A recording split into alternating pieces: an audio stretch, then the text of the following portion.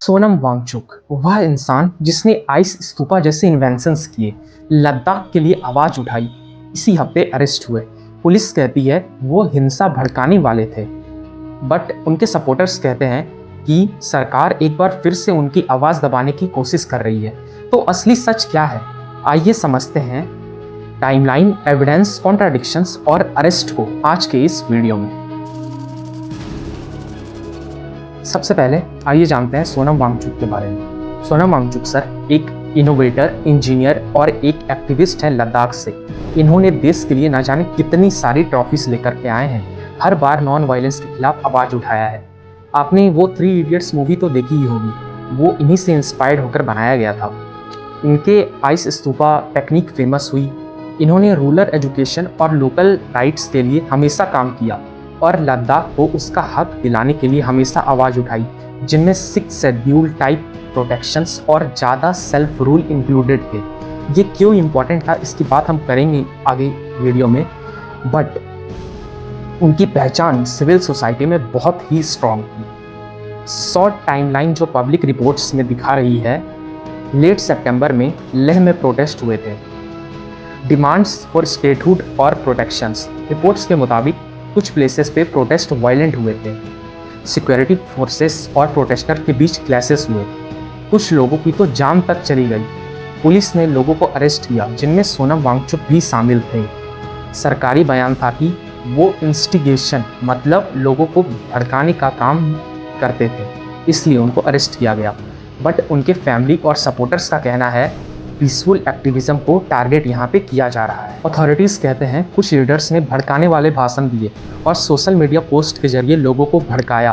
कुछ press briefings में police ने स्पेसिफिक एलिगेशंस की बात की कि कुछ स्टेटमेंट ने लोगों को प्रोवोक किया है।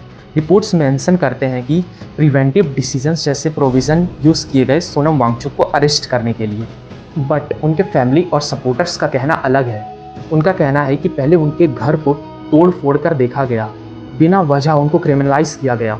उनका आर्गुमेंट था कि सोनम वांगचुक की जो मूवमेंट थी वो आमतौर पर पीसफुल थी, satyagraha, hunger strikes, public marches, but उनको मानसिक और पॉलिटिकल डालों से दबाया जा रहा है। इस कहानी में वायरल कंटेंट भी चल रहा है।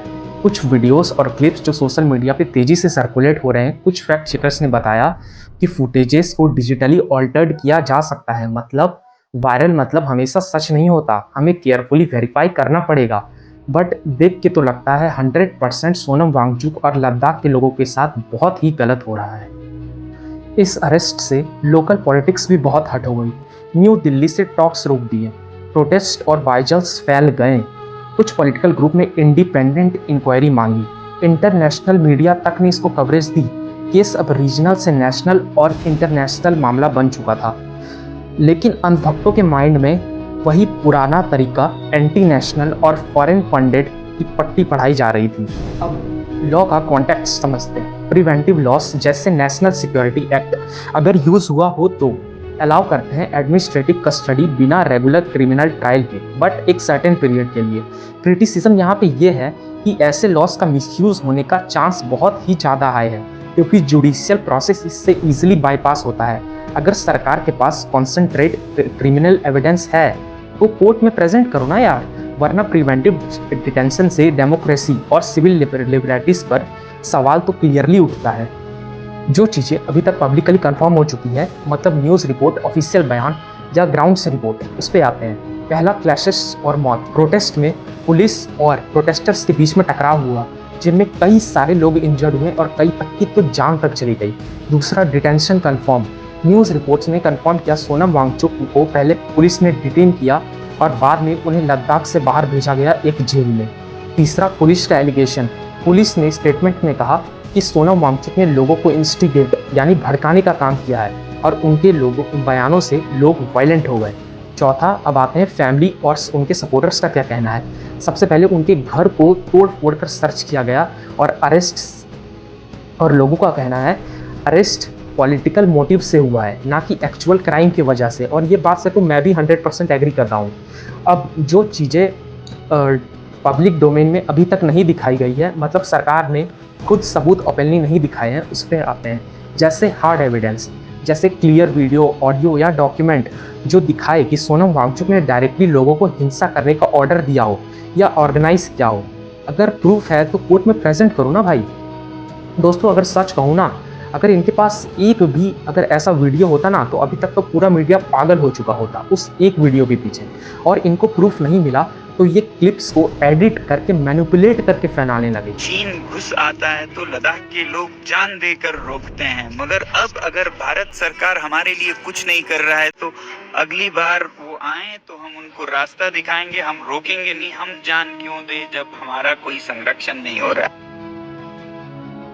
यहाँ के एक फेमस कॉमेडियन है जिन्होंने कहा कि जब चीन घुस आता है तो लद्दाख के लोग जान देकर रोकते हैं, मगर अब अगर भारत सरकार हमारे लिए कुछ नहीं कर रहा है तो अगली बार वो आए तो हम उनको रास्ता। आप एक सिंपल एग्जांपल समझो, अगर टीचर क्लास में बोले अपनी आवाज उठाओ, पीसफुली प्रोटेस्ट करो, ये इंस्टिगेशन नहीं है। लेकिन अगर आपको टीचर बोले टेबल तोड़ो, प्रिंसिपल को मारो, ये है इंस्टिगेशन। अभी तक पब्लिक रिपोर्ट्स में बस पुलिस का कहना है कि सोनम जी ने प्रोवोक किया है लोगों को, बट ऐसा कोई सबूत प्रेजेंट नहीं किया है।